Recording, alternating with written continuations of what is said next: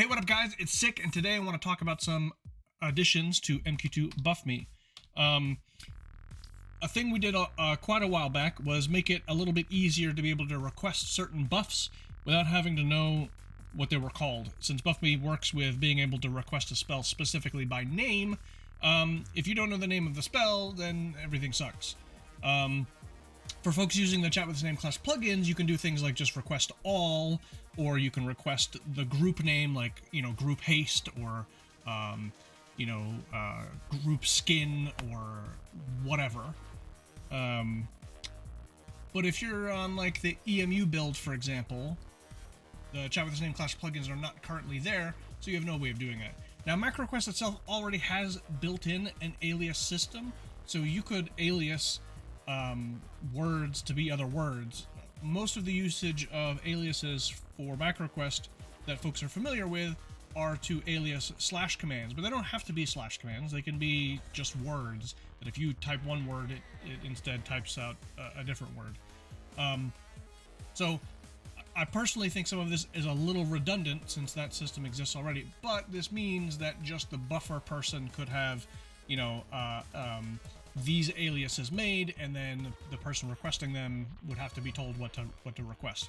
Let me show you what that looks like. So we have an aliases tab here. You can add an alias, the alias name, the actual spell name, and then hit the little plus button, and I'll demonstrate that in a second. So that right now I have 3 aliases. I have Ajo, Frog, and KEI. So if you see Ajo, this I wanted Unified Hand of Infallibility. Now this is my, this is my group ageism spell, but I could just say, buff me Ajo, and it would be like, oh, this is the spell that you want. Okay, cool, I will do that. And it's green because it's a spell that is real. It's a real Everquest spell, and it's a spell that I have in my book, meaning I can cast it. We have KEI down here for Coadix. I've always said Kodiacs, and I use this as an example because of kind of demonstrating if you're not an enchanter and for some reason you don't know that it's Coadix, you might type Kodiacs, like, hey, buff me Kodiacs Endless Intellect, and you never get it, and you're like, it's fucking broken. Fucking broken. It turns out that it's just a really dumb spelling. But so, you see, I had added this here, and it's yellow, which means it's a real spell, but it's not one that we can cast. This is a cleric.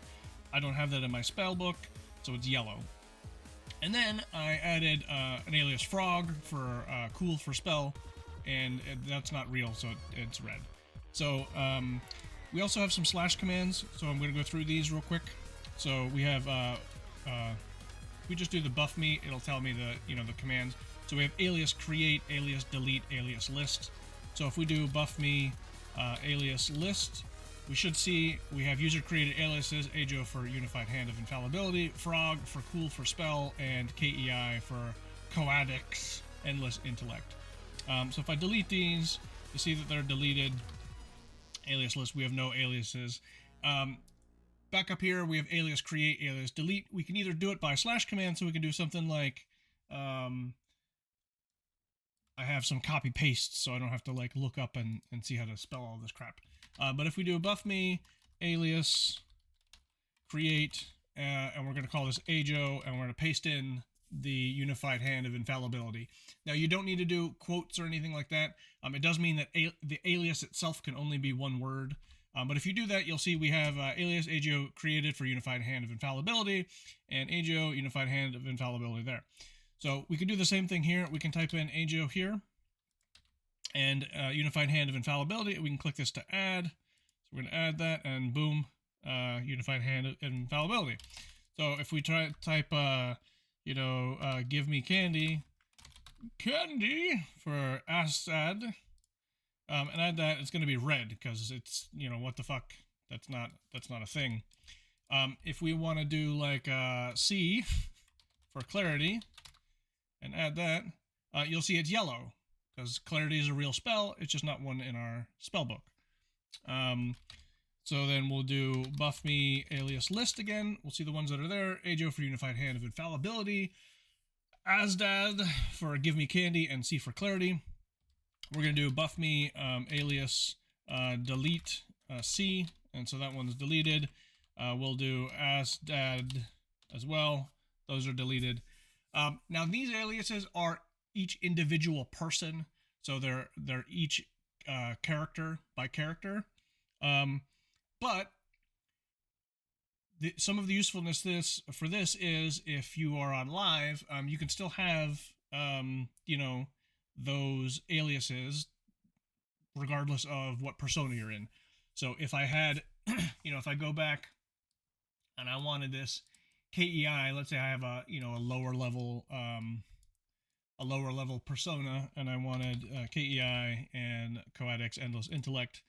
If I swapped personas to an enchanter, and now I'm in an enchanter class, we should be able to see that that would now be green, assuming it's in our spell book, and this would be yellow because it's still a valid spell. It's just no longer in our spell book.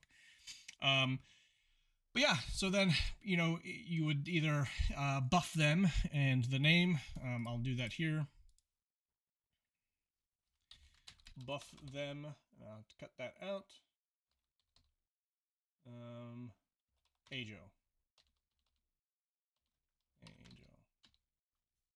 So you see, adding force buff, unified hand of infallibility for my cleric dude, and then we're gonna cast on the cleric, and easy peasy lemon squeezy.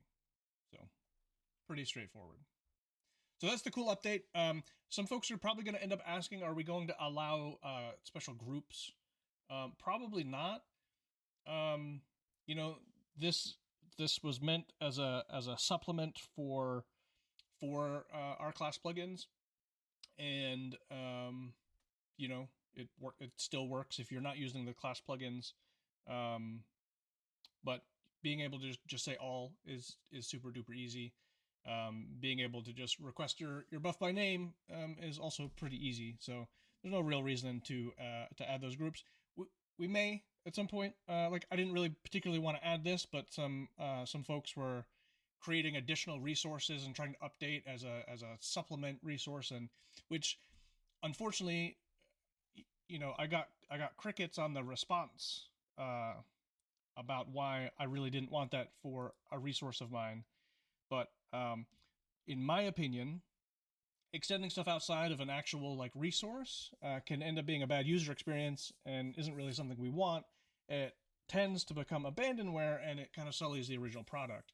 When you have one product relying on another product and that one disappears, you either put the burden back on the original people to try and figure out what's happening with this additional one or whatnot, or, you know, now you have something not quite working, and now it's, instead of being, you know, one portion of thing, now it's two separate portions of things, which defeats the whole purpose.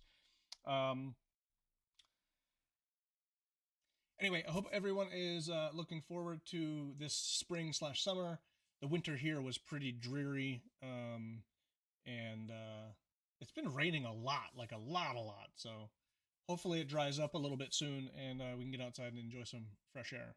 But in the meantime, I will talk to you soon.